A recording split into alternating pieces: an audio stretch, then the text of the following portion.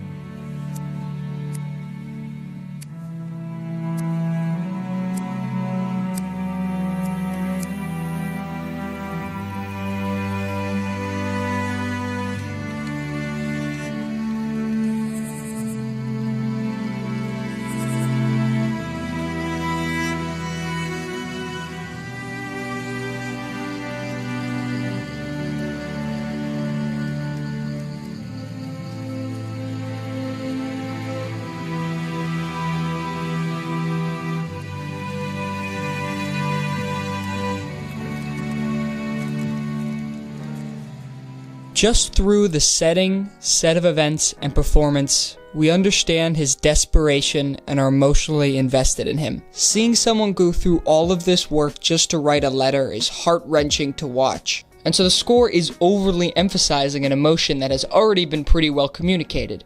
It is completely unnecessary and distracts from what is on hand. The score is also doing something that actress turned director Angelina Jolie noticed in a lot of her films. I really love sound design. Maybe it's because as an actor, I've seen scenes where I'm in and the music is ahead of me, and I always feel it gets sad before you get sad, and Jolie recognized that score is often used too early, and instead of enhancing the emotion, comes and screams it out before the story can. Look at this scene from Hidden Figures.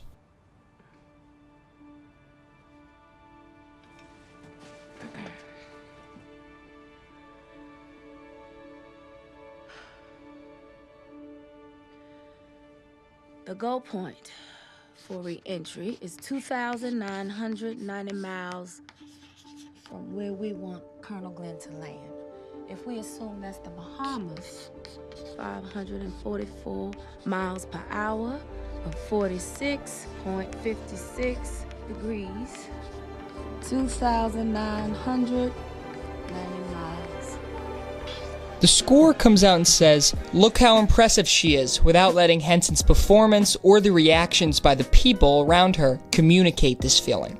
The score is trying to force us to feel something before the story can give justification for it. And it seems like these scores never stop playing and just keep overriding the emotional through lines. It's not just Oscar-y dramas that use an overly effusive score, as genres guilty of this include horror,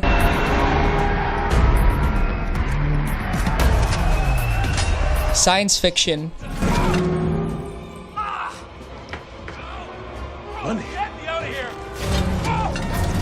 and the worst offender, action.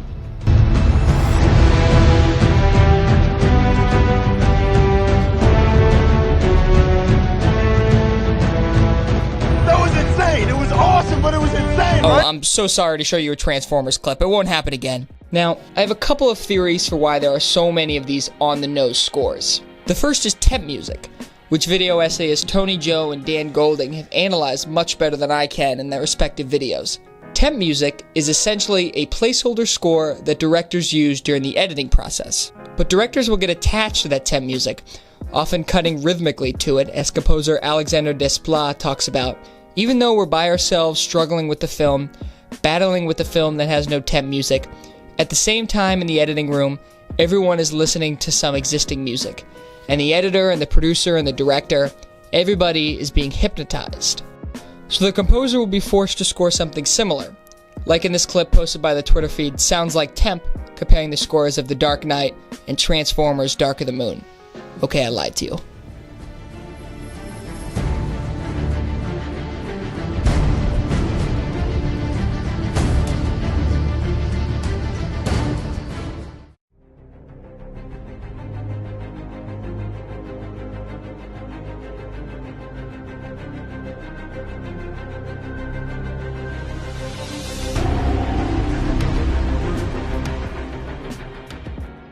Now, temp music has been something that has been used by directors for a long time in filmmaking, most notably and quite possibly the most iconic score of all time by legend John Williams, Star Wars, which most likely draws from all of these works.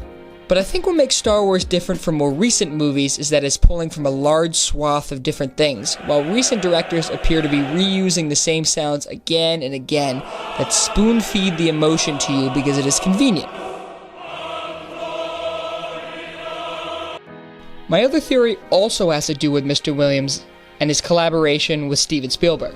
The two are known for their iconic moments where soaring music meets a dramatic scene to create a sense of awe and wonder. There is no greater example of this than the bicycle scene in E.T. Now, there is a lot of things that Williams is doing here, but what I find important from the director's standpoint is how Spielberg has set up his characters and reasons to feel invested in them before this, and in order for the audience to believe that bicycles can fly, he needs to emphasize this awe and wonder. And so he, as Williams, just absolutely let it rip.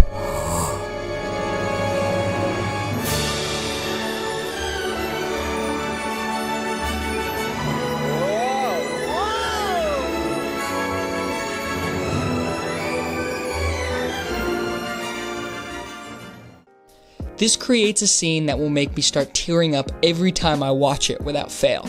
It seems like directors today watched Spielberg and Williams' films growing up and wanted to use scores that called attention to themselves and were very emotive, but failed to see the work that was done before that makes that big theme feel earned. Now, there are effective scores being made today that are very emotive and a major part of the film. In fact, my two favorite scores from last year were Johnny Greenwood's Phantom Thread and Hans Zimmer's Dunkirk. But it is what the directors are using these scores for that makes it effective. Director Paul Thomas Anderson uses Greenwood's score in Phantom Thread to give an audio counterpart for the setting of 1950s London, as it is used in establishing shots and montages instead of during conversations. The score is used less as a way to indicate the emotions of the characters and more as a vehicle for a sense of place, immersing the audience in a world they most likely haven't experienced. In another light, director Christopher Nolan uses Zimmer's score in Dunkirk to convey time and tension. The score plays throughout and is so enmeshed with the soundscape of the movie that the two seem impossible to separate. The infusion of a ticking clock gives the film a propulsive motion, while still allowing the audience to come to their own emotional conclusion, unlike most war movies. So in closing, I think there are a few things that studios and directors can do to improve their scores. The first is to put money into the score's creation where the composer has the resources they need to make the most effective score possible. Next is for the directors to work with the composers early in the process, much as Nolan did with Zimmer for Dunkirk. This will allow them to create something that is within the director's vision but not copying off of someone's work. And finally, every time a director uses score, they should be clear for what its purpose is in every scene and if it's getting in the way for the rest of the film. Whether it is conveying an emotion, creating a setting, or communicating a formal element. And if they can't, cut it out. Because score is an incredible part of film, and it should be used to its highest potential. Thank you for watching.